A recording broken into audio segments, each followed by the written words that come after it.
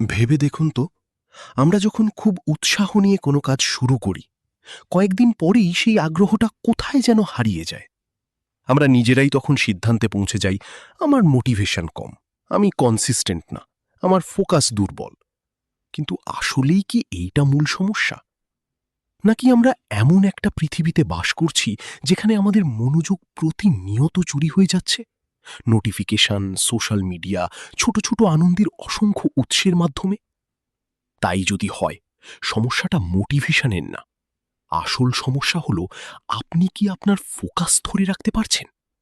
কারণ বাস্তবতা খুব পরিষ্কার, সফলতা তারাই অর্জন করতে পারে যারা দীর্ঘ সময় ধরে মনোযোগ ধরে রাখতে পারে।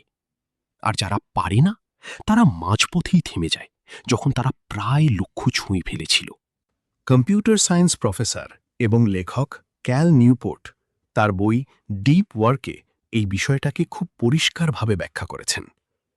তিনি বলেন, গভীর মনোযোগ বা ডিপ ফোকাস মানুষের জন্য একটি সুপার পাওয়ার। কারণ আজকের পৃথিবীতে সবাই ব্যস্ত, কিন্তু খুব কম মানুষই সত্যিকারের মনোযোগী। তিনি একটি গুরুত্বপূর্ণ কথা বলেন, clarity about what matters provides clarity about what does not. অর্থাৎ আপনি যদি জানেন আপনার কাছে কি গুরুত্বপূর্ণ, তখনই আপনি বুঝতে পারবেন কোন জিনিসগুলো অপ্রয়োজনীয়। এখন আসি একটি গুরুত্বপূর্ণ পার্থক্যে, ডিপ ওয়ার্ক এবং শ্যালো ওয়ার্ক। ডিপ ওয়ার্ক হলো এমন কাজ যেখানে আপনি সম্পূর্ণ মনোযোগ দিয়ে এমন কিছু তৈরি করেন যা আপনার দক্ষতা বাড়ায় এবং ভবিষ্যতে মূল্য তৈরি করে। যেমন পড়াশোনা, স্কিল শেখা, কোনো প্রজেক্ট তৈরি করা।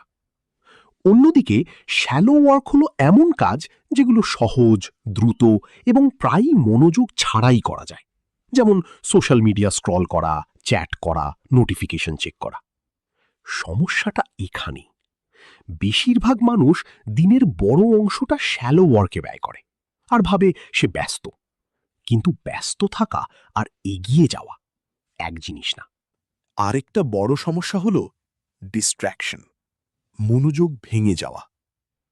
আপনি হয়তো পড়তে বসেছেন, কিন্তু 5 মিনিটের মধ্যেই ফোনটা হাতে নিতে ইচ্ছে করছে। কেউ মেসেজ দিয়েছে কিনা দেখতে মন চাইছে। আবার কাজ শুরু করলেন, আবার একটু পরেই মনোযোগ ভেঙে গেল। এভাবে কোনো কাজই গভীরভাবে করা সম্ভব হয় না। এর পিছনে কারণ একটাই, পরিবেশ আপনার ফোকাস নির্ধারণ করে। আপনি যতই মানসিকভাবে শক্তিশালী ভাবুন না কেন, যদি আপনার চারপাশে ডিস্ট্র্যাকশন থাকে, তাহলে আপনার মনোযোগ ভেঙে যাবেই। এই কারণেই বলা হয়, focus is designed, not forced. অর্থাৎ ফোকাস জোর করে আসে না, এটি পরিকল্পনা করে তৈরি করতে হয়। এখানে আরেকটি গুরুত্বপূর্ণ বিষয় হল ডোপামিন আসক্তি।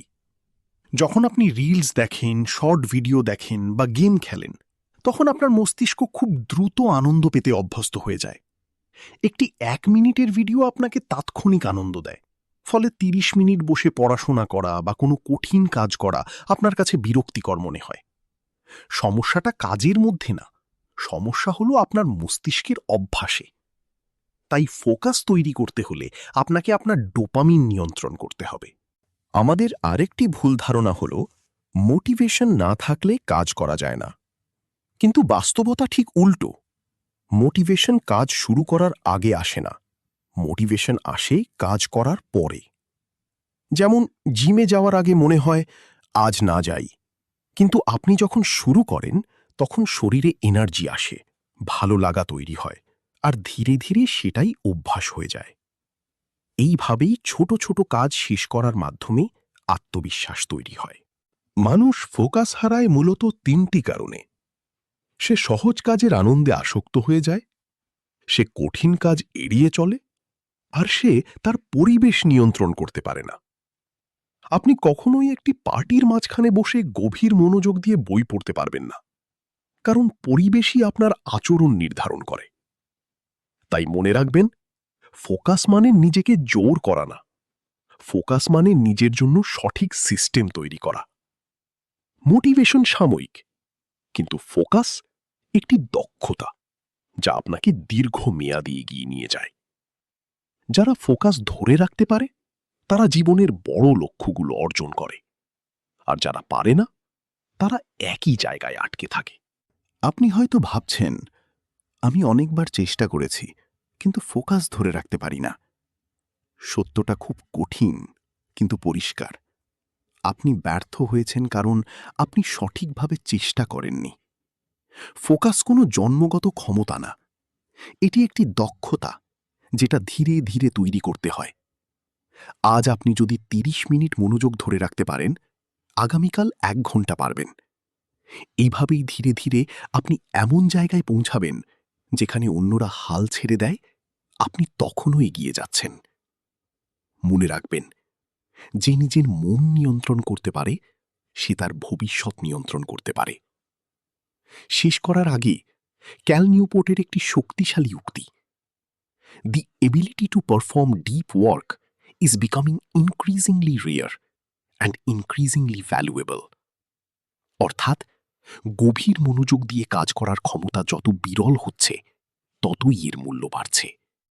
ভালো থাকুন, থেমে যাবেন না। ভিডিওটি ভালো লাগলে কমেন্ট করে জানাতে ভুলবেন না এবং আপনার প্রিয়জনদের সাথে শেয়ার করুন, যারা তাদের ক্যারিয়ার নিয়ে হতাশ বা যারা নিজের ক্যারিয়ারে উন্নতি করতে চায়। হয়তো আপনার একটি শেয়ারে বদলে যেতে পারে একজন মানুষের ভবিষ্যৎ। সর্বশেষে আপনার প্রতি অনুরোধ, চ্যানেলটি সাবস্ক্রাইব করবেন প্লিজ। আপনার একটি সাবস্ক্রাইব আমাদের পথ চলার অনুপ্রেরণা। ভালো থাকুন, নিজেকে উন্নত করুন।